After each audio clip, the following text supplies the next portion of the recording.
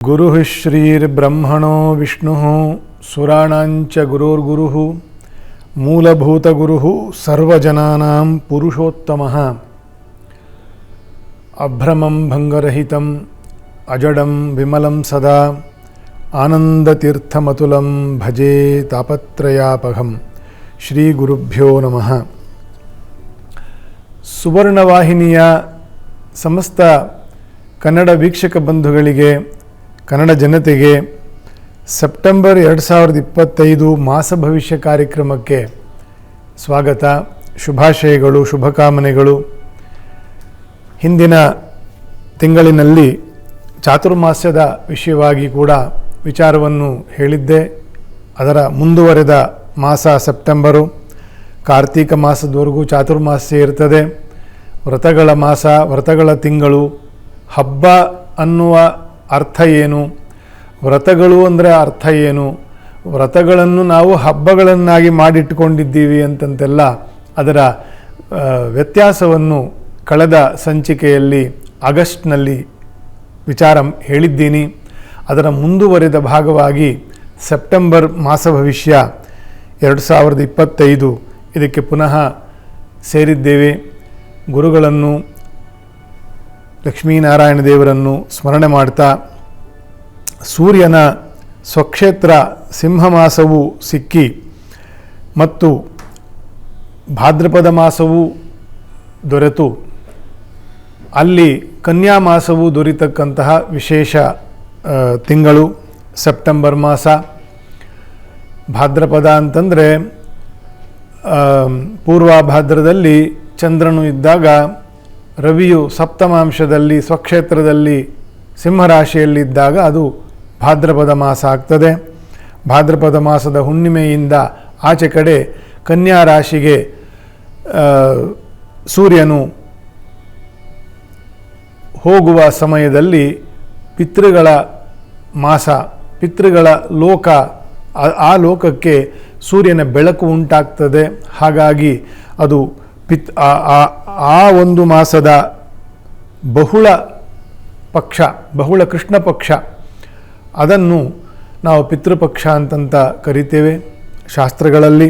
ಹಾಗಾಗಿ ಈ ಮೂರು ವಿಶೇಷವೂ ಇರತಕ್ಕಂತಹ ಮಾಸ.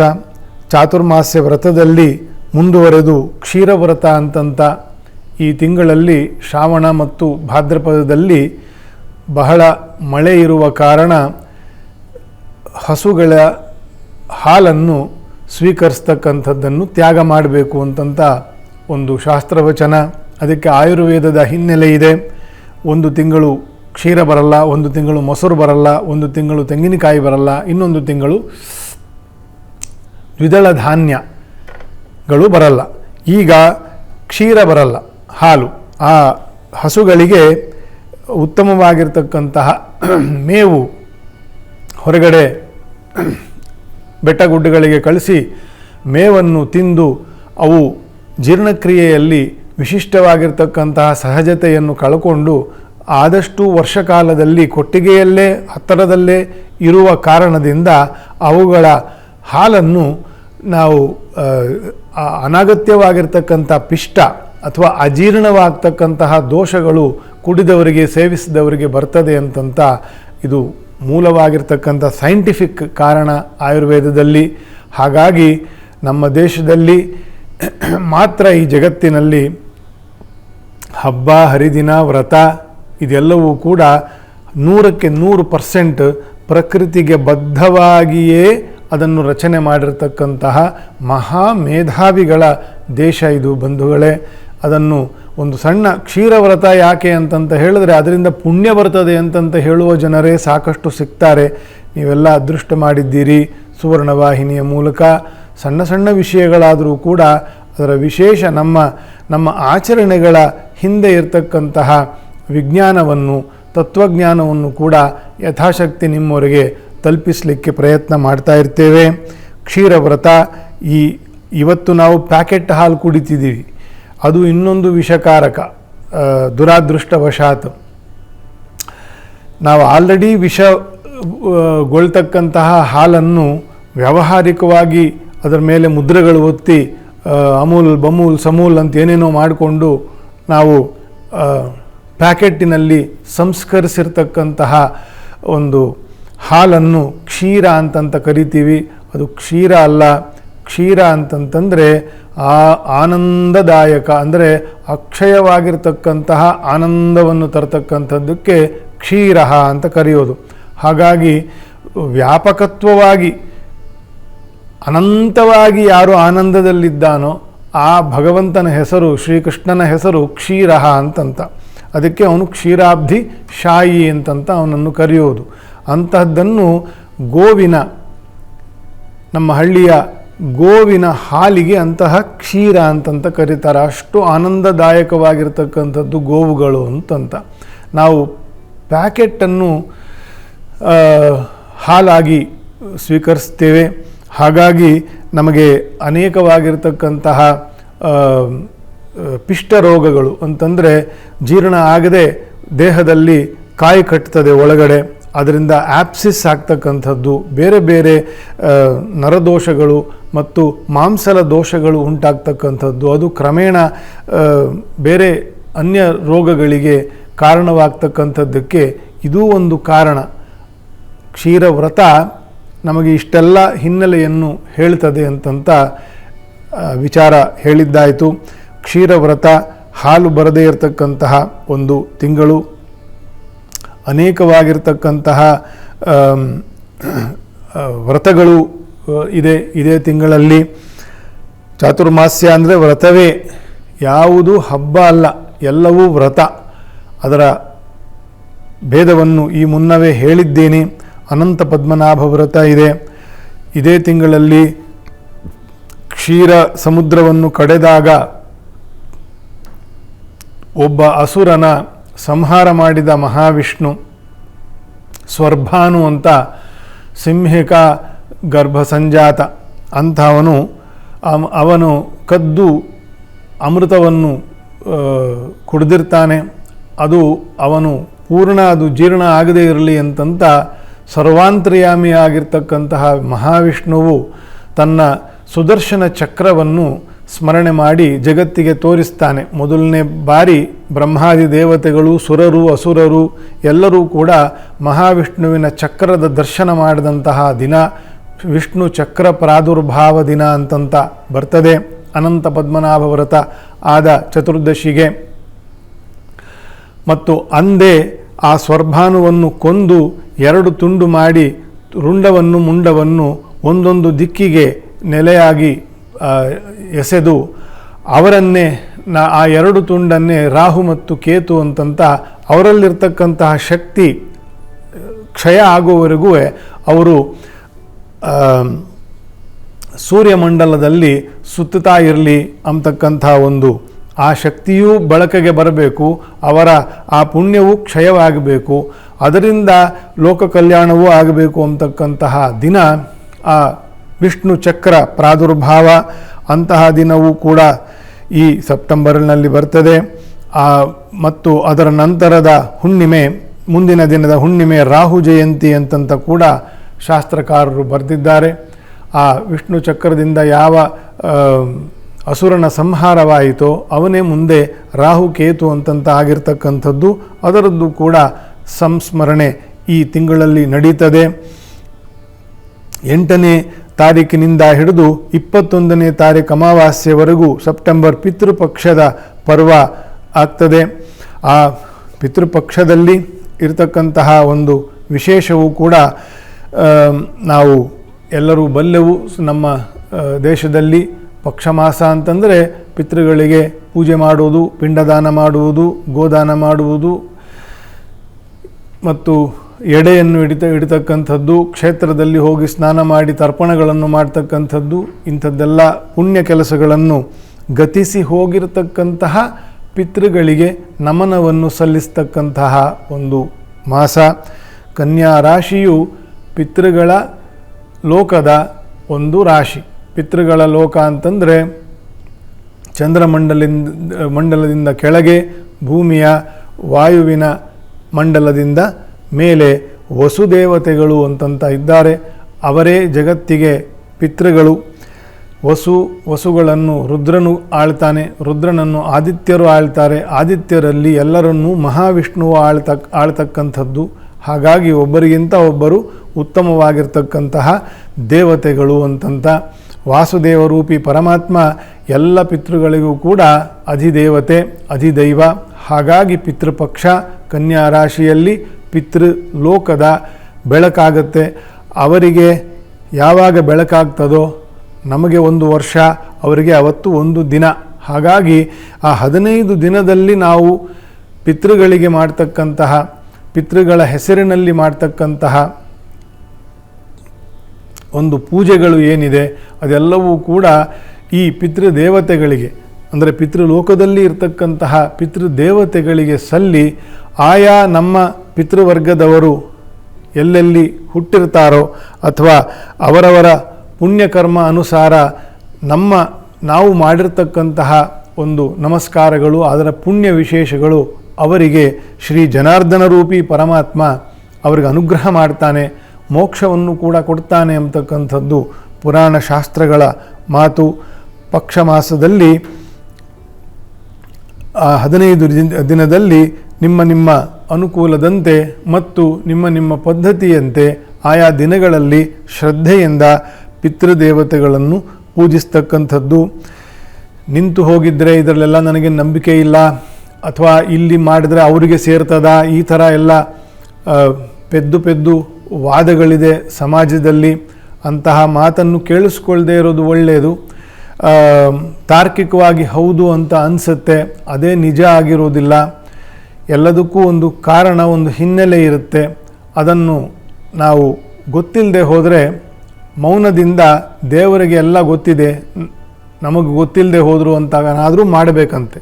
ಅದು ಒಂದು ಕಡೆ ಋಷಿಗಳು ಹೇಳ್ತಾರೆ, ಅಜ್ಞಾನಿನ ಮಯ ದೋಷಾನ ಶೇಷಾನ್ ವಿಹಿತಾನ್ ಹರೇ. ನನಗೆ ಗೊತ್ತಿಲ್ಲದೇ ಇದ್ದರೂ ಮಾಡ್ತಕ್ಕಂಥ ಅನೇಕ ಪಾಪ ಪುಣ್ಯಗಳಲ್ಲಿ ಪುಣ್ಯ ಭಾಗವನ್ನು ನೀನು ಸ್ವೀಕಾರ ಮಾಡಿ ನನ್ನ ಪಾಪಗಳನ್ನು ಕ್ಷಮೆ ಮಾಡು, ಅಷ್ಟರಿಂದನೂ ನನಗೆ ಮೋಕ್ಷ ಆಗ್ತದೆ ಅಂತಂತ ಶಾಸ್ತ್ರಕಾರರು ಹೇಳ್ತಾರೆ. ಹಾಗಾಗಿ ಪಿತೃ ಪೂಜೆಯನ್ನು ಆಯಾ ದಿನದಲ್ಲಿ, ಕೆಲವರು ದೀಪಾವಳಿಯಲ್ಲಿ ಅಮಾವಾಸ್ಯೆಯಲ್ಲಿ ಮಾಡ್ತಾರೆ, ಕೆಲವರು ಯುಗಾದಿಯ ಅಮಾವಾಸ್ಯೆಯಲ್ಲಿ ಎಡೆ ಇಡ್ತಾರೆ. ಅದನ್ನು ಮಾಡಿ, ಆದರೆ ಪಿತೃಪಕ್ಷದ ಕೊನೆಯ 2 ದಿನ, ಚತುರ್ದಶಿ ಅಥವಾ ಅಮಾವಾಸ್ಯೆ ಅಂಥ ದಿನ ಕ್ರಮದಲ್ಲಿ ಇಲ್ಲದೇ ಇದ್ದಂಥವರು, ಅಂಥ ದಿನ ಏನಿಲ್ಲ ಅಂತಂದರೂ ಅಕ್ಕಿ, ಬೆಲ್ಲ, ಎಳ್ಳು, ದರ್ಭೆ, ಒಂದಷ್ಟು ಕಾಣಿಕೆ, ಇದನ್ನು ನಿತ್ಯ ಪೂಜೆ ಆಗ್ತಕ್ಕಂಥ ದೇವಸ್ಥಾನದ ಅರ್ಚಕರಿಗೆ ತಗೊಂಡು ಹೋಗಿ ಕೊಟ್ಟು ನಿಮ್ಮ ಪಿತೃಗಳ ವಿಷಯದಲ್ಲಿ ನಮಗೆ ಆಶೀರ್ವಾದವನ್ನು ಮಾಡಿ ಅಂತ ಹೇಳಿ ನಮಸ್ಕಾರ ಮಾಡ್ತಕ್ಕಂಥದ್ದು. ಗೋಗ್ರಾಸವನ್ನು ಕೊಟ್ಟು ಗೋವಿಗೆ ನಮಸ್ಕಾರ ಮಾಡ್ತಕ್ಕಂಥದ್ದು. ಇದರಿಂದ ಮಹಾಕ್ಷೇತ್ರದಲ್ಲಿ ಮಾಡ್ತಕ್ಕಂತಹ ಪಿತೃ ಶ್ರಾದ್ದಾದಿಗಳ ಪುಣ್ಯವೇ ಲಭಿಸ್ತದೆ. ಯಾಕಂದರೆ ಆ ದಿನವೂ ಅಂಥ ದಿನ, ಚತುರ್ದಶಿ ಅಮಾವಾಸ್ಯೆ ಪಿತೃಪಕ್ಷದಲ್ಲಿ ಎಲ್ಲ ಪಿತೃದೇವತೆಗಳು ಕೂಡ ಯಾರೆಲ್ಲ ಪಿತೃಗಳನ್ನು ಸ್ಮರಣೆ ಮಾಡಿ ನಮಸ್ಕಾರವನ್ನು ಮಾಡ್ತಾರೆ ಅವರೆಲ್ಲರಿಗೂ ಸಂತಾನ ಭಾಗ್ಯವನ್ನು, ವೈವಾಹಿಕ ಭಾಗ್ಯವನ್ನು, ಆರೋಗ್ಯವನ್ನು ಅನುಗ್ರಹ ಮಾಡುತ್ತೇನೆ ಅಂತಂತಾನೆ ಪಿತೃಸೂಕ್ತಗಳು ಹೇಳ್ತದೆ. ಅಂತಹ ಪಿತೃಪಕ್ಷದ ತಿಂಗಳಲ್ಲಿ ವಿಶೇಷ ಇದೆ ಸೆಪ್ಟೆಂಬರು. ಅವಶ್ಯವಾಗಿ ಮಾಡಿ ಪಿತೃಪೂಜೆಗಳನ್ನು. ಮತ್ತು ಯಾರು ಮನೆಯಲ್ಲಿ ಮಾಡ್ತಾ ಇಲ್ವೋ ಅವ್ರ ಕೈಲಿ ಈ ದಾನವನ್ನಾದರೂ ಮಾಡಿಸಿ. ಈ ರೀತಿಯೆಲ್ಲ ಒಂದು ಪ್ರಯತ್ನತಃ ಕುರ್ವಾಣಿ ಕರ್ಮಾಣಿ ಅಂತಂತ ಸತ್ಕರ್ಮವನ್ನು ತನಗೆ ತಾನೇ ಮಾಡಲಿಕ್ಕೆ ಆಗೋದು ಒಂದು ವರ್ಗ, ಇನ್ನೊಂದು ಮಾಡಿಸಬೇಕು ಪ್ರಯತ್ನತಃ. ಅದನ್ನು ಹಾಗಾದರೂ ಮಾಡಿದರೆ ಅದರ ಒಂದು ಸಂಸ್ಕಾರ ಬೆಳೀತದೆ ಅಂತಕ್ಕಂಥದ್ದು ನೆನಪಿಟ್ಟುಕೊಂಡು, ಆ ನಂತರ ಶರನ್ನವರಾತ್ರಿಯೂ ಶುರು ಆಗ್ತದೆ ಇದೇ ತಿಂಗಳು. ಮಹಾಪರ್ವ, ಜಗನ್ಮಾತೆಯ 9 ದಿನದ ಆರಾಧನೆ, ಶ್ರೀನಿವಾಸ ದೇವರ ಮಹಾರಥೋತ್ಸವ, ಆಶ್ವಿನ ಮಾಸವೂ ಶುರು ಆಗಿರ್ತದೆ. ಇಷ್ಟು ವಿಶೇಷಗಳು ಸೆಪ್ಟೆಂಬರ್ ಮಾಹೆಯ ಗೋಚಾರ ವಿಶೇಷ ಇದೆ. ಗುರುವು ಅನುಕೂಲಕನಾಗಿ ಮಿಥುನ ರಾಶಿಯಲ್ಲಿ ಸಂಚಾರ, ಕುಜ ಮತ್ತು ಶನಿಗಳ ಪರಸ್ಪರ ದೃಷ್ಟಿ ದೋಷ ಇದೆ ಅಂತ ಹೋದ ತಿಂಗಳು ಹೇಳಿದ್ದೇನೆ. ಆ ದೃಷ್ಟಿ ದೋಷವೂ ಕೂಡ ಪರಿಹಾರ ಆಗ್ತದೆ. ಶನಿ ಮತ್ತು ಕುಜರ ದೃಷ್ಟಿ ಇದ್ದರೆ ಸಾಮಾನ್ಯವಾಗಿ ಮೊದಲೇ ತಲೆ ಕೆಟ್ಟಿರ್ತಕ್ಕಂಥ ರಾಜಕಾರಣಿಗಳ ತಲೆ ಪೂರ್ತಿ ಕೆಟ್ಟು ಹೋಗ್ತದೆ. ಯಾರು ಯಾರ ಮಾತು ಕೇಳೋದಿಲ್ಲ. ಎಲ್ಲರೂ ಎಲ್ಲರ ಮುಂದೆ ಬಡಿದಾಡಿಕೊಂಡು ಇರ್ತಾರೆ. ದೊಡ್ಡವರು ಚಿಕ್ಕವರು ಅಂತಕ್ಕಂಥದ್ದು, ತಿಳಿದಿರೋರು ಅಲ್ಪಜ್ಞರು ಅಂತಕ್ಕಂಥ ಭೇದ ಇಲ್ಲದೆ ವರ್ತನೆ ಮಾಡ್ತಕ್ಕಂತಹ ಕಲಿಯುಗ ಇದು. ಎಲ್ಲರೂ ಸಮಾನರು, ಯಾರು ಯಾರಿಗೂ ದೊಡ್ಡವರಲ್ಲ ಅಂತಕ್ಕಂತಹ ದುರ್ವಾದಗಳ ಕಾಲ, ಕಲಿಕಾಲ. ಅಂಥವರಲ್ಲಿ ಆಗಿರ್ತಕ್ಕಂತಹ ಜನನಾಯಕರು ಅಮೆರಿಕಾಯಿಂದ ಹಿಡಿದು ಶ್ರೀಲಂಕಾ ಬಾರ್ಡರ್ವರೆಗೂ ಎಲ್ಲ ಕಡೆಯೂ ಇರತಕ್ಕಂತಹ ಎಲ್ಲರೂ ಬಹುತೇಕ ಮಂದಿ ಅತ್ಯಂತ ಜ್ಞಾನಭ್ರಷ್ಟರು. ಮೊದಲೇ ಹೀಗಿದೆ ಪರಿಸ್ಥಿತಿ. ಅದರಲ್ಲಿ ಈ ಸಿಂಹರಾಶಿಯಿಂದ ಅಷ್ಟಮ ದೃಷ್ಟಿಯಿಂದ ಶನಿಗೆ ದೃಷ್ಟಿ, ಈಗ ಕನ್ಯಾ ರಾಶಿಯಿಂದ ಸಪ್ತಮ ದೃಷ್ಟಿಯಿಂದ ಶನಿಗೆ ದೃಷ್ಟಿ, ಸುಮಾರು 3.5 ತಿಂಗಳ ಕಾಲ ಈ ಕುಜನ ದೃಷ್ಟಿಯಿಂದ ಶನಿಯು ಪೀಡಿತನಾಗಿರ್ತಾನೆ. ಆಗ ಮೊದಲು ಏಟು ಬೀಳೋದು ಇಂಥ ಮೂರ್ಖರಿಗೆ, ಇಂಥ ದಡ್ಡರಿಗೆ, ಇಂಥ ದುರಹಂಕಾರಿ ನಾಯಕರುಗಳಿಗೆ. ಜಗತ್ತಿನಲ್ಲಿ ಬುದ್ಧಿಯು ಭ್ರಷ್ಟ ಆಗ್ತದೆ.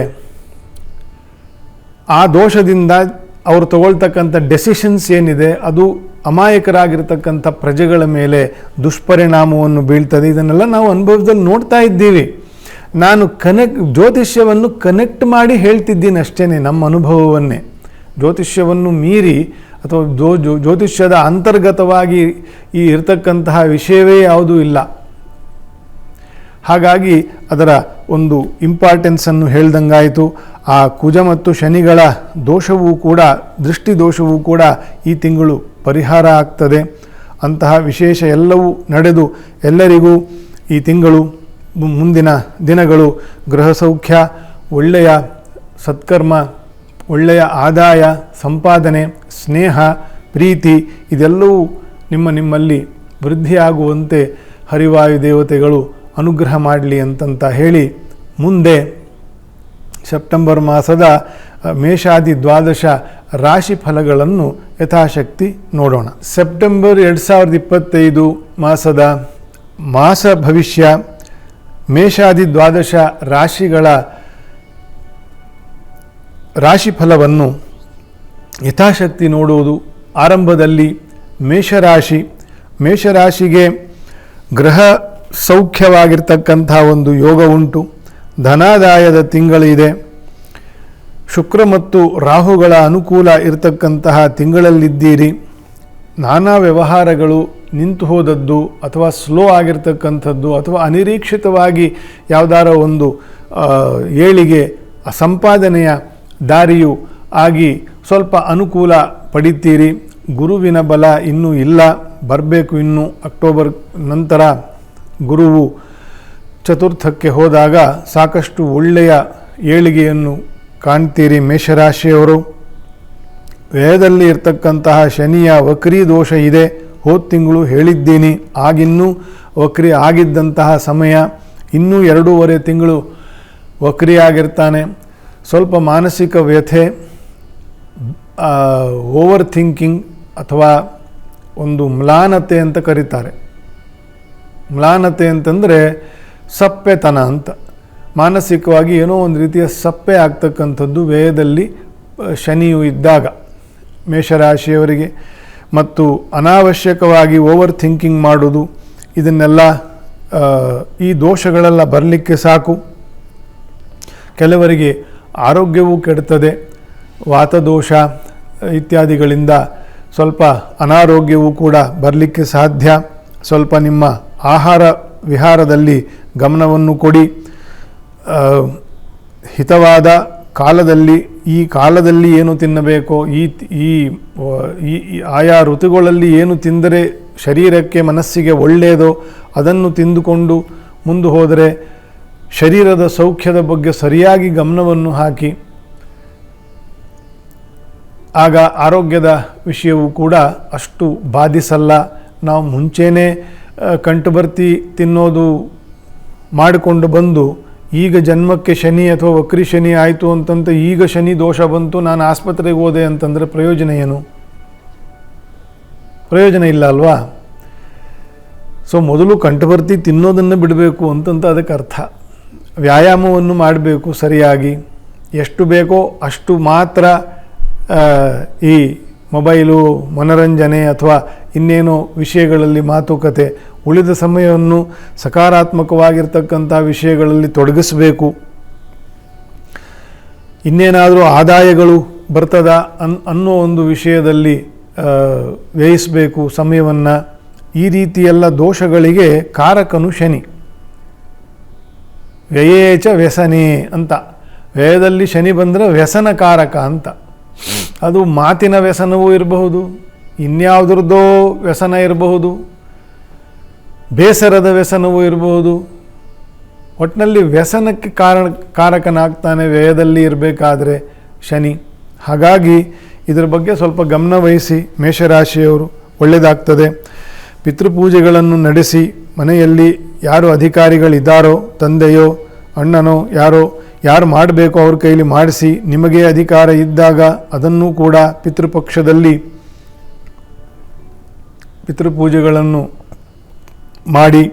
ಮಾಡಿಸಿ, ಗೋಸೇವೆಗಳನ್ನು ಮಾಡಿ. ದೇಸಿ ತಳಿ ಗೋವಿನ ಆಶ್ರಮಗಳಿದೆ, ಬೆಂಗಳೂರಲ್ಲೂ ಇದೆ, ಬೆಂಗಳೂರು ಹೊರವಲಯದಲ್ಲಿದೆ, ನಿಮ್ಮ ಊರುಗಳಲ್ಲಿ ಇದೆ, ಮಠಗಳಲ್ಲಿ ಗೋವುಗಳನ್ನು ಸಾಕಿರ್ತಾರೆ. ಇಂತಹ ಆ ದಿನ ಪಕ್ಷ ಮಾಸದಲ್ಲಿ ಆ ದಿನ ಕೊನೆ 2 ದಿನ ಅಂತಂತನಾರು ಇಟ್ಕೊಳ್ಬೇಕು. ಶಾಸ್ತ್ರ ಪ್ರಕಾರ 15 ದಿನ ಪಕ್ಷಮಾಸದ ಪ್ರತಿ ದಿನವೂ ಮಧ್ಯಾಹ್ನ 12ರಿಂದ 1 ಗಂಟೆ ಒಳಗಡೆ ಪಿತೃಗಳನ್ನು ಹೆಸರಿಸಿಕೊಂಡು ಪಿತೃದೇವತೆಗಳಿಗೆ ಎಳ್ಳು ದರ್ಬೆಯಲ್ಲಿ ತರ್ಪಣವನ್ನು ಮಾಡಿ ಗೋವಿಗೆ ಪೂಜೆ ಮಾಡಬೇಕು. ಬ್ರಾಹ್ಮಣನಿಂದ ಆಶೀರ್ವಾದವನ್ನು ಪಡ್ಕೊಳ್ಬೇಕು, ಕಿಂಚಿತ್ ದಕ್ಷಿಣೆ ಕೊಟ್ಟು ಪ್ರತಿನಿತ್ಯ. ಆದರೆ ಕೊನೆ 2 ದಿನವಾದರೂ ಅಷ್ಟನ್ನಾದರೂ ಮಾಡಬೇಕು, ಅಥವಾ ಕೊನೆ 1 ದಿನ ಚತುರ್ದಶಿ ಅಥವಾ ಅಮಾವಾಸ್ಯೆನಾದರೂ ಅದನ್ನು ಮಾಡಿ ಒಂದು ಧಾನ್ಯವನ್ನು ಸಮರ್ಪಣೆ ಮಾಡಿ, ಸ್ವಲ್ಪ ಅಕ್ಕಿ, ಬೆಲ್ಲ, ಅರಳು, ಎಳ್ಳು, ದರ್ಬೆಯನ್ನು ಕೊಟ್ಟು ನಮಸ್ಕಾರ ಮಾಡುವುದು. ಈ ರೀತಿಯ ಪಿತೃಪೂಜೆಯನ್ನು ವಿಶೇಷವಾಗಿ ಮಾಡುವುದು. ನರಸಿಂಹದೇವರ ಮಂಗಳವಾರದಂದು, ಶನಿವಾರದಂದು ವಿಶೇಷವಾಗಿ ನರಸಿಂಹದೇವರ ನಾಮಸ್ಮರಣೆ, ಜಪ, ಪ್ರದಕ್ಷಿಣಾ ನಮಸ್ಕಾರ,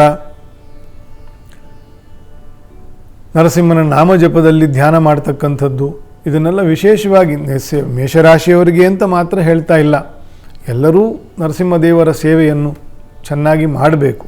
ಆದರೆ ಈ ಜನ್ಮ ಶನಿಯ ದೋಷ ಇತ್ಯಾದಿಗಳು ಬಂದಾಗ ಅದನ್ನು ವಿಶೇಷವಾಗಿ ಮಾಡಬೇಕು ಅಂತಂತ ಮೇಷರಾಶಿಯವರಿಗೆ. ಇನ್ನು ಮುಂದೆ ವೃಷಭ ರಾಶಿಗೆ ರಾಶ್ಯಾಧಿಪತಿಯು ಅನುಕೂಲನಿದ್ದಾನೆ ಶುಕ್ರ, ದ್ವಿತೀಯದಲ್ಲಿ ಗುರು ಆಲ್ರೆಡಿ ಅನುಕೂಲನಲ್ಲಿದ್ದಾನೆ, ಏಕಾದಶದಲ್ಲಿ ಶನಿ, 10ನೇ ಮನೆಯಲ್ಲಿ ರಾಹು. ಸ್ವಲ್ಪ 10ನೇ ಮನೆಯ ರಾಹು ತಲೆ ಕೆಡಿಸ್ತಾನೆ. 100 ರೂಪಾಯಿ ಇದ್ದರೆ 1000 ರೂಪಾಯಿ ಮಾತಾಡಿಸ್ತಾನೆ. ಸ್ವಲ್ಪ ನಿಮ್ಮ ಸ್ವಭಾವವನ್ನು ಗಮನಿಸ್ಕೊಳ್ಳಿ. ಅದರಿಂದ ಗಳಿಸಿದ್ದೆಲ್ಲ ಹಾಳಾಗ್ತಕ್ಕಂಥದ್ದು, ಹೆಸರಿರ್ಬೋದು, ಕೀರ್ತಿ ಇರಬಹುದು, ಹಣ ಇರಬಹುದು, ಜನ ಇರಬಹುದು, ಇದೆಲ್ಲ ಹಾಳಾಗೋದು ಕೇವಲ ಒಂದು ದುರ್ಭಾವದಿಂದ.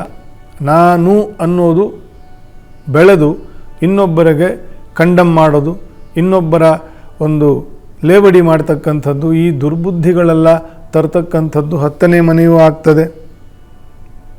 ಎಲ್ಲರಿಗೂ ಆಗಲ್ಲ, ವೃಷಭ ರಾಶಿಯವರಿಗೆ ಕೆಲವ್ರಿಗೆ ಆಗ್ತದ ಆ ಥರ ಅವರವರ ಜಾತಕ ಫಲ ಆಗಿರ್ತದೆ. ಸ್ವಲ್ಪ ಗಮನ ಕೊಟ್ಕೊಳ್ಳಿ. ಇದು ಮಾಸ ಭವಿಷ್ಯವೇ ಹೊರತು ನಿಮ್ಮ ಜಾತಕ ಭವಿಷ್ಯ ಅಲ್ಲ. ಮಾಸದಲ್ಲಿ ಆಯಾ ರಾಶಿಗಳಿಗೆ ಉಂಟಾಗಬಹುದಾದಂತಹ ಶುಭ ಅಶುಭ ಕೆಲವು ಟಿಪ್ಸ್ಗಳನ್ನು ಯಥಾಶಕ್ತಿ ಕೊಡಲಿಕ್ಕೆ ಈ ಚಿಕ್ಕ ಸಮಯದಲ್ಲಿ ಪ್ರಯತ್ನ ಮಾಡ್ತಾ ಇರ್ತೀನಿ. 100 ಮಾತು ಹೇಳಿರಬಹುದು, ಅದರಲ್ಲಿ 1-2 ಮಾತು ನಿಮಗೆ ಉಪಯೋಗಕ್ಕೆ ಬಂದರೂ ಕೂಡ ನಮ್ಮ ಶ್ರಮ ಸಾರ್ಥಕವಾಗ್ತದೆ ಅಂತ ಭಾವಿಸ್ತೇನೆ. ಹಾಗಾಗಿ ಟೈಮ್ ಈಸ್ ವೆರಿ ಗುಡ್. ವೃಷಭ ರಾಶಿಯವರಿಗೆ ಸ್ವಲ್ಪ ವ್ಯಾವಹಾರಿಕವಾಗಿ ಗಮನ ಇರಲಿ. ಸ್ವಲ್ಪ ತಗ್ಗಿ ಬಗ್ಗಿ ನಡೀತಕ್ಕಂತಹ ಒಂದು ಸೌಮ್ಯ ಗುಣವನ್ನು ಕೂಡ ಭಾವಿಸ್ಕೊಳ್ಳಿ. ಅದರಿಂದ ನಿಮಗೇ ಒಳ್ಳೆಯದಾಗ್ತದೆ. ನೀವು ಕೂಡ ಪಿತ್ರಾದಿಗಳ ಪೂಜೆಯನ್ನು ಪಕ್ಷ ಮಾಸದಲ್ಲಿ ಮಾಡಿಸಬೇಕು. ಶ್ರೀನಿವಾಸ ದೇವರ ದರ್ಶನ, ತುಳಸಿ ಸಮರ್ಪಣೆ ಸೇವೆ ಇಂಥದ್ದನ್ನೆಲ್ಲ ಮಾಡಿಕೊಳ್ಳಿ. ಧನಲಾಭದಲ್ಲಿ ಧನಯೋಗದಲ್ಲಿ ಇರತಕ್ಕಂಥ ಯಾವುದಾದ್ರು ದುಷ್ಟಾರಿಷ್ಟಗಳು ಇದ್ದರೆ ಶ್ರೀನಿವಾಸ ದೇವರಿಗೆ ತುಳಸಿ ಅರ್ಚನೆಯಿಂದ ಅದನ್ನು ಅಂಥದ್ದೆಲ್ಲ ಪರಿಹಾರ ಆಗ್ತದೆ ಅಂತಂಥ ಶಾಸ್ತ್ರವಚನ. ಮುಂದೆ ಮಿಥುನ ರಾಶಿ, ಉದ್ಯೋಗದಲ್ಲಿ ಪ್ರಗತಿಯಾಗ್ತದೆ. ಒಂದು ರೀತಿಯ ಬಡ್ತಿ ಅಥವಾ ಒಂದು ರೀತಿಯ ಬದಲಾವಣೆ, ನೆಕ್ಸ್ಟ್ ಲೆವೆಲ್ಗೆ ಹೋಗ್ತಕ್ಕಂಥ ಇನ್ಯಾವುದೋ ಹೊಸ ಕೆಲಸವೋ ಅಥವಾ ಇನ್ಯಾವುದೋ ಅಡಿಷನಲ್ ರೆಸ್ಪಾನ್ಸಿಬಿಲಿಟಿ ಸಿಗ್ತಕ್ಕಂಥದ್ದು, ಅದರಿಂದ ಹೊಸ ಆದಾಯಗಳು ಕೂಡ ವೃದ್ಧಿ ಆಗ್ತಕ್ಕಂತಹ ಸಾಧ್ಯತೆ ಮಿಥುನ ರಾಶಿಯವರಿಗೆ. ಆರೋಗ್ಯದಲ್ಲಿ ಕೂಡ ಸುಧಾರಣೆ ಆಗ್ತದೆ.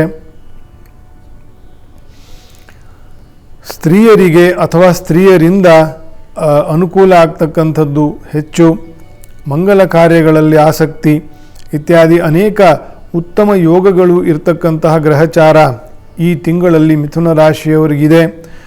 ಜನ್ಮದಲ್ಲಿ ಗುರು, ಅವನು ಉಚ್ಚಕ್ಕೆ ಹೋಗ್ತಕ್ಕಂಥವನು, ನಾನಾ ಸಾಧ್ಯತೆಗಳನ್ನು ಪ್ರಕಟ ಮಾಡ್ತಕ್ಕಂತಹ ರಾಶಿ ಅದು ಮಿಥುನ ರಾಶಿ ಗುರುವಿಗೆ.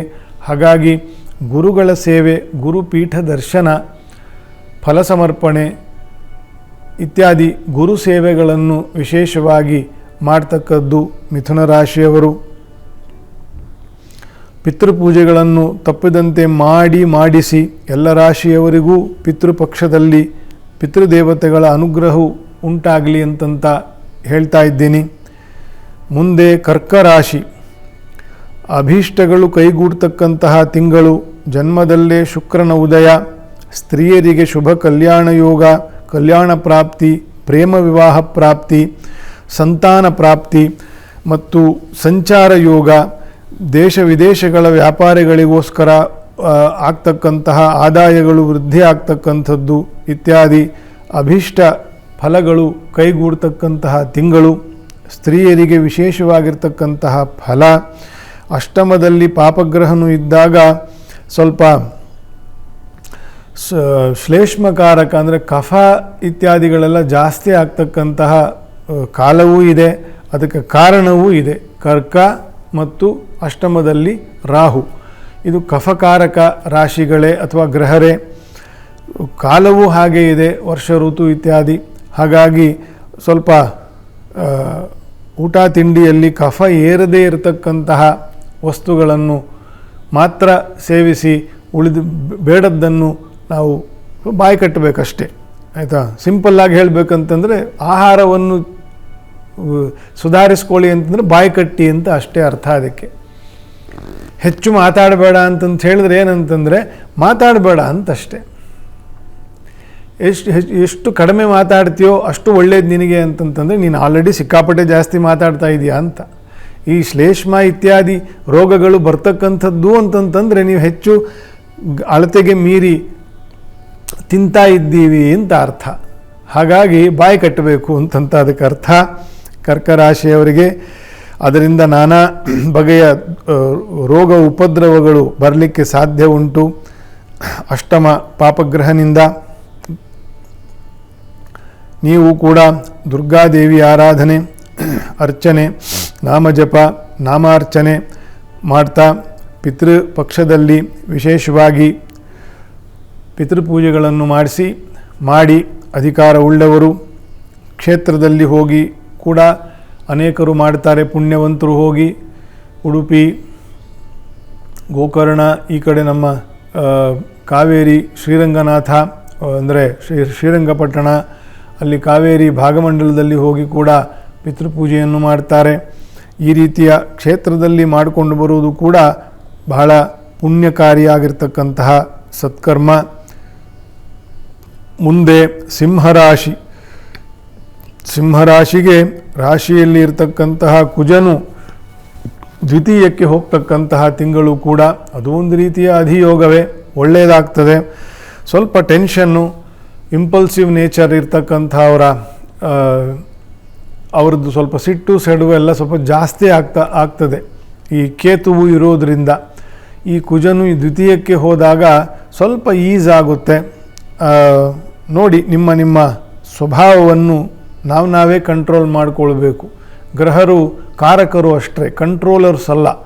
ನಮ್ಮ ಸ್ವಭಾವವನ್ನು ನಾವೇ ಗಮನಿಸಿ, ದೊಡ್ಡವರು ಹಿರಿಯರು ಶಾಸ್ತ್ರಜ್ಞರು ಏನು ಗಮನಿಸಿ ಹೇಳ್ತಾರೆ ಅದರಂತೆ ನಮ್ಮ ಸ್ವಭಾವದ ವಿಷಯವನ್ನು ನಾವೇ ತಿದ್ದುಕೊಳ್ಳೋಕ್ಕೆ ಪ್ರಯತ್ನ ಮಾಡಬೇಕು. ಜನ್ಮದಲ್ಲಿ ಕೇತು ಕುಜರು ಇದ್ದಾಗ ಇಂಪಲ್ಸಿವ್ ನೇಚರ್ ಜಾಸ್ತಿ ಆಗುತ್ತೆ. ಸುಮ್ಮನೆ ಏನು ಉಗುರಲ್ಲಿ ಹೋಗುವಂಥ ವಿಷಯಕ್ಕೆ ಕೊಡಲಿ ತಗೊಳ್ಳುವಂಥ ಮನೋಭಾವ ಬರ್ತದೆ. You should control all those things ಅಂತಂತ ನಿಮಗೆ ಒಳ್ಳೆಯದು. ಅದರಿಂದ ದ್ವಿತೀಯಕ್ಕೆ ಹೋದಾಗಲೂ ಸ್ವಲ್ಪ ಅದೇ ಥರ ಆಗ್ತದೆ. ಕುಜನ ಸ್ವಲ್ಪ ರೊಬಾಸ್ನೆಸ್ ಜಾಸ್ತಿ ಆಗುತ್ತೆ.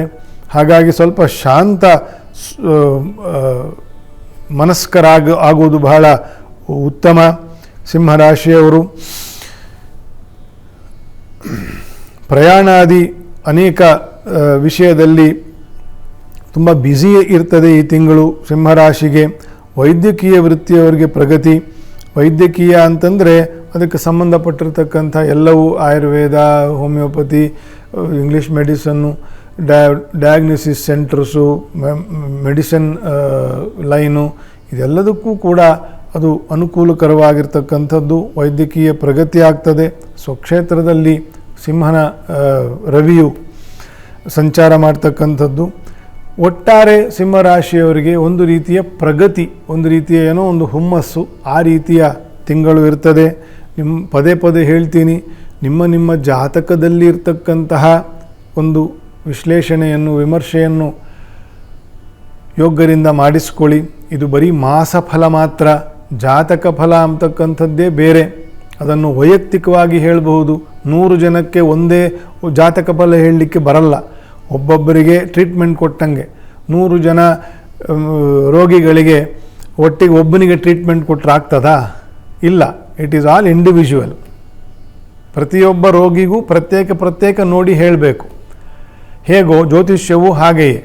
ಜಾತಕ ಫಲ ಅಂತಂತಂದರೆ ಒಬ್ಬೊಬ್ಬ ವ್ಯಕ್ತಿಯ ಜಾತಕ ವಿಮರ್ಶೆ ಮಾಡಿ ಅದರಂತೆ ಫಲ ಹೇಳಬೇಕು. ಇದು ಬರೀ ಮಾಸ ಫಲ. ಜನರಲ್ಲಾಗಿ ಕೆಲವೊಂದು ವಿಷಯಗಳು ಹೀಗೆ ಈ ರಾಶಿಯವರಿಗೆ ಇರ್ತದೆ ಅಂತಂತ ನಿಮ್ಮ ಒಂದು ವೃತ್ತಿಗೆ ಅದು ಸ್ವಲ್ಪ ಅನುಕೂಲ ಆಗಲಿ ಅಂತಂತ ನೀವು ಕೂಡ ದುರ್ಗಾದೇವಿ ಮತ್ತು ನರಸಿಂಹದೇವರ ಅರ್ಚನೆ, ನಾಮಸ್ಮರಣೆ ಇತ್ಯಾದಿ ಸೇವೆಗಳನ್ನು ಮಾಡಿ, ಪಿತೃದೇವತೆಗಳ ಪೂಜೆ ಪಕ್ಷಮಾಸದಲ್ಲಿ ತಪ್ಪದಂತೆ ಮಾಡಿಸಿ. ಮುಂದೆ ಕನ್ಯಾ ರಾಶಿ ಜನ್ಮ ಕುಜದೋಷ ಪರಿಹಾರ ಆಗ್ತಕ್ಕಂಥ ತಿಂಗಳು ಒಳ್ಳೆಯದಾಗ್ತದೆ. ದ್ವಿತೀಯಕ್ಕೆ ಹೋದಾಗ ಸ್ವಲ್ಪ ಪ್ರಗತಿ ಆಗ್ತದೆ, ಸ್ವಲ್ಪ ಸ್ಪೀಡಪ್ ಆಗುತ್ತೆ. ಕೆಲವು ಕೆಲಸ ಕಾರ್ಯಗಳಲ್ಲಿ ಪ್ರಾಮಿನೆನ್ಸ್ ಬರ್ತಕ್ಕಂಥದ್ದು ಇತ್ಯಾದಿಗಳೆಲ್ಲ ಆಗುತ್ತೆ. ಅಂತಹ ಜನರ ಸಂಘದಿಂದ ಒಂದು ರೀತಿಯ ಏಳಿಗೆ ಕಾಣ್ತಕ್ಕಂತಹ ತಿಂಗಳು. ಯಾರು ನಿಮಗೆ ಅನುಕೂಲಕರವಾಗಿ ನಿಮಗೆ ಒಂದಷ್ಟು ಅವಕಾಶಗಳನ್ನು ಮಾಡ್ತಾರೋ ಆ ರೀತಿಯ ಶುಭ ಕಾರ್ಯಗಳಿಗೆ ಸ್ವಲ್ಪ ಹೆಚ್ಚು ತಾಳ್ಮೆ ಮತ್ತು ಪ್ರಯತ್ನ ಬೇಕು. ಈ ಸಪ್ತಮ ದೃಷ್ಟಿದೋಷವು ಹೋಗಿದೆ. ಸ್ವಲ್ಪ ತಾಳ್ಮೆ ಇಟ್ಟುಕೊಂಡ್ರೆ ಒಳ್ಳೆಯ ಅವಕಾಶಗಳು, ಉದ್ಯೋಗ ಇಲ್ಲದೇ ಇರತಕ್ಕಂಥವ್ರಿಗೆ ಅವಕಾಶ ಆಗೋದು, ಬೇರೆ ಏನಕ್ಕೂ ಒಂದು ಕಾಯ್ತಾ ಇರತಕ್ಕಂಥವ್ರಿಗೆ ಅವ್ರಿಗೆ ಇನ್ನೊಂದು ಅವಕಾಶ ಆಗೋದು, ಈ ರೀತಿಯೆಲ್ಲ ಅನುಕೂಲ ಆಗ್ತದೆ. ರವಿಯೂ ಕೂಡ ಜನ್ಮಕ್ಕೆ ಬರ್ತಾನೆ ಇದೇ ತಿಂಗಳು. ಅದು ಒಳ್ಳೆಯದೇ. ರವಿಗೆ ಅದೇನು ಉತ್ತಮ ಕ್ಷೇತ್ರ ಏನಲ್ಲ. ಕುಜನಿಗಾಗಲಿ ರವಿಗಾಗಲಿ ಕನ್ಯಾ ರಾಶಿಯು ಮಾರಕ ರಾಶಿಗಳು. ಆದರೂ ಕೂಡ ಕುಜನು ಮುಂದೆ ಸಾಗಿ ರವಿಯು ಜನ್ಮಕ್ಕೆ ಬಂದಾಗ ಒಂದು ರೀತಿಯ ಸ್ಪಿರಿಟ್ಫುಲ್ನೆಸ್ ಡೆವಲಪ್ ಆಗುತ್ತೆ. ಅದರಿಂದ ಔದ್ಯೋಗಿಕವಾಗಿ ಒಳ್ಳೆಯದಾಗುತ್ತೆ ಅಂತಂತ ಹೇಳಿರ್ತಕ್ಕಂಥದ್ದು. ಪ್ರಯತ್ನ ಜಾಸ್ತಿ ಬೇಕು, ತಾಳ್ಮೆ ಇರಬೇಕು. ನೀವು ಕೂಡ ಶ್ರೀನಿವಾಸ ದೇವರ ಒಂದು ಸೇವೆಯನ್ನು ದರ್ಶನ ಸೇವೆಯನ್ನು ಮಾಡ್ತಕ್ಕಂಥದ್ದು, ತುಳಸಿ ಪತ್ರ ಪುಷ್ಪೋದೆಯನ್ನು ಸಮರ್ಪಣೆ ಮಾಡೋದು, ಪಿತೃಪಕ್ಷದಲ್ಲಿ ಪಿತೃದೇವತೆಗಳ ಪೂಜೆಯನ್ನು ಮಾಡಿಸ್ತಕ್ಕಂಥದ್ದು, ಇದೆಲ್ಲವನ್ನು ಕೂಡ ಎಲ್ಲ ರಾಶಿಯವರು ಮಾಡಬೇಕು. ಮುಂದೆ ತುಲಾರಾಶಿ ಜನ್ಮ ಕುಜನ ಸಂಚಾರ ಶುರು ಆಗ್ತದೆ.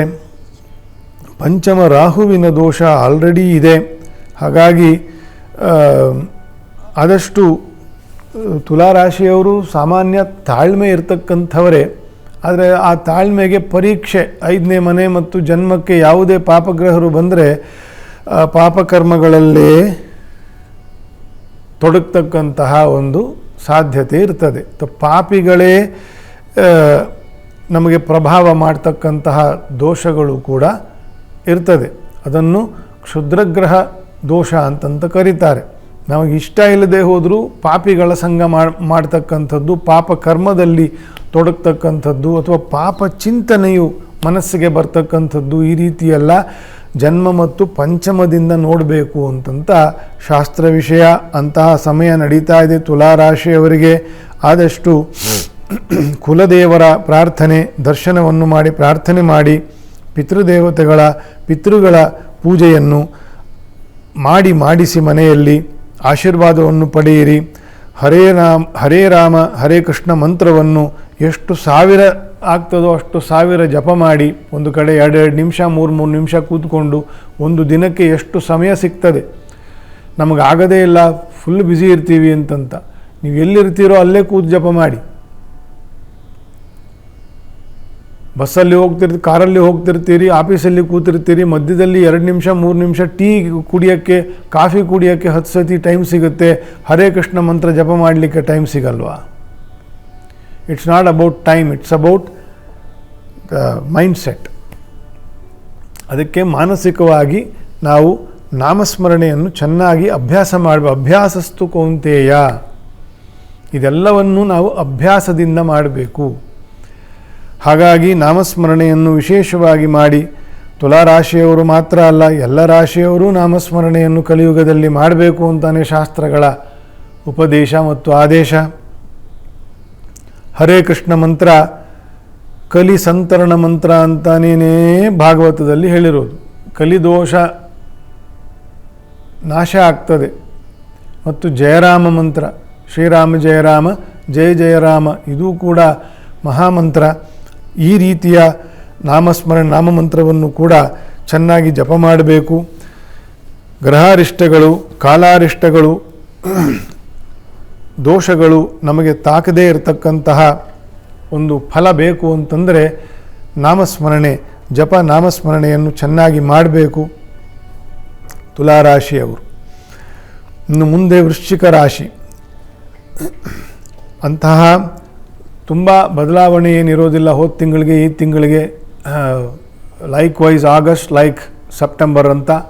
ಸೊ ಅದನ್ನು ಹೆಚ್ಚು ನಿರೀಕ್ಷೆಯನ್ನು ಏನು ಮಾಡದೆ ಸ್ವಲ್ಪ ತಾಳ್ಮೆಯಿಂದ ಹೇಗಿದೆ ಹಾಗೆ ಮುಂದೆ ಹೋಗಿ. ಗುರುಬಲ ಇಲ್ಲ, ಪಂಚಮದಲ್ಲಿ ಶನಿ, ಚತುರ್ಥದಲ್ಲಿ ರಾಹುವಿನ ದೋಷ ಇಲ್ಲ, ವ್ಯಯದಲ್ಲಿ ಕುಜ, ಸ್ವಲ್ಪ ಕೌಟುಂಬಿಕವಾಗಿರ್ತಕ್ಕಂತಹ ದೋಷಗಳು, ಭಿನ್ನಾಭಿಪ್ರಾಯಗಳು, ಒಳ್ಳೆ ಕೆಲಸ ಮಾಡಲಿಕ್ಕೆ 108 ವಿಘ್ನ ಅಂತಂತ ಈ ರೀತಿಯ ಅನುಭವಗಳು ಬರಲಿಕ್ಕೆ ಸಾಧ್ಯ ಉಂಟು.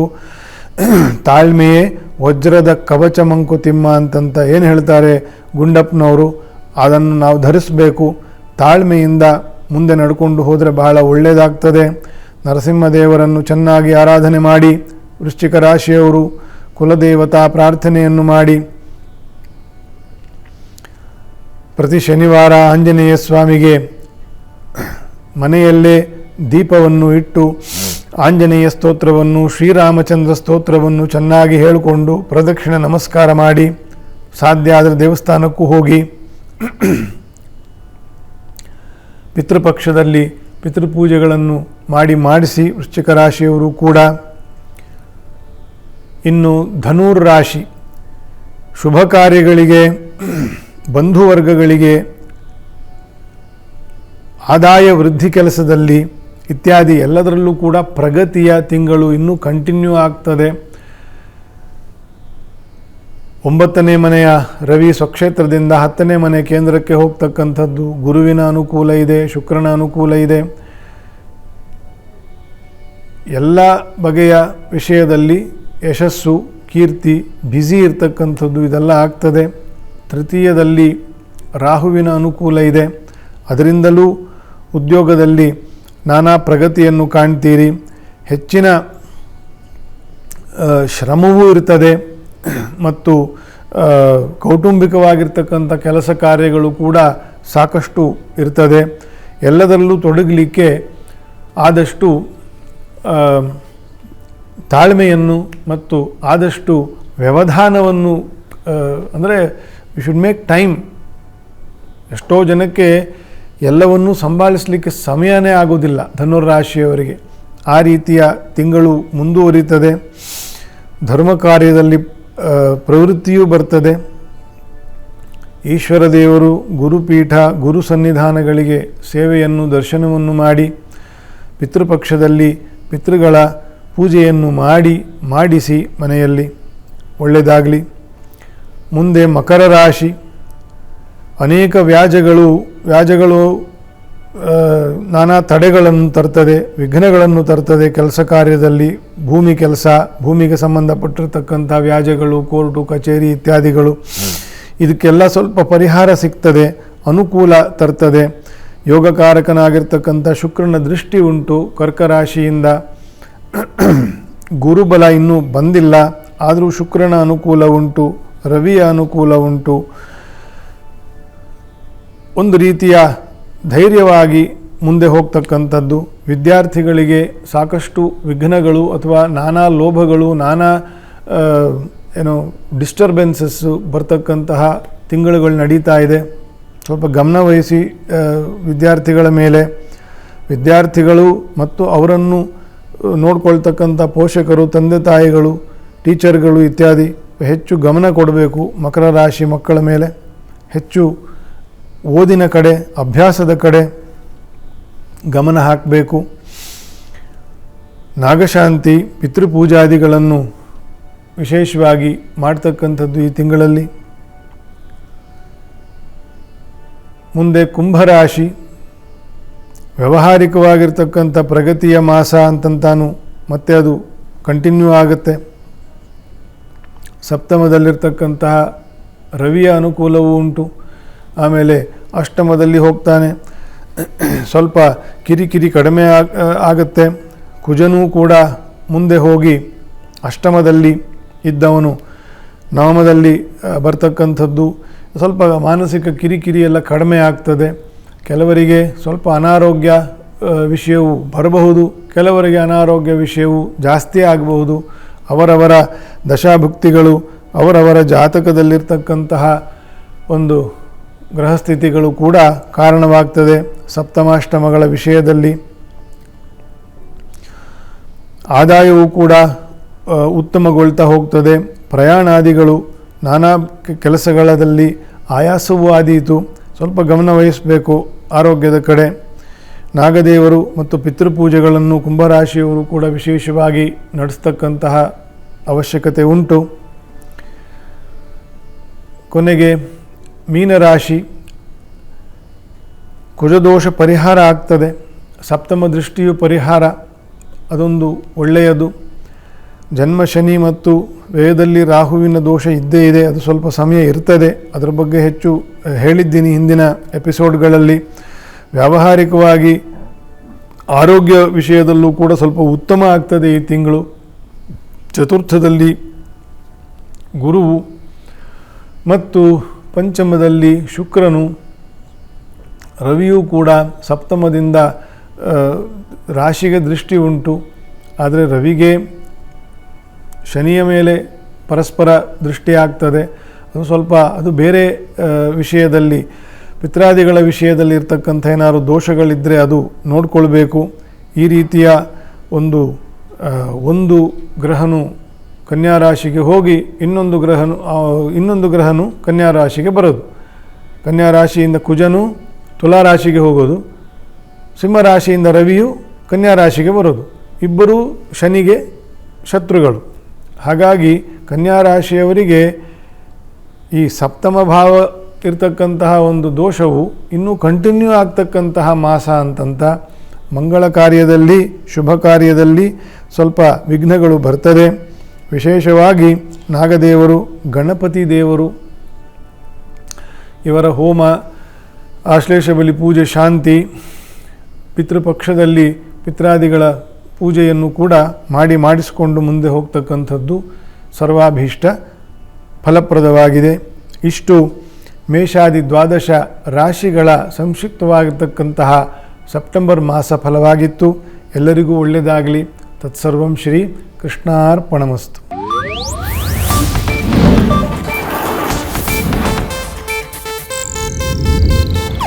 ಇದು ಏಷ್ಯಾನೆಟ್ ನ್ಯೂಸ್ ನೆಟ್ವರ್ಕ್ ಪ್ರಸ್ತುತಿ.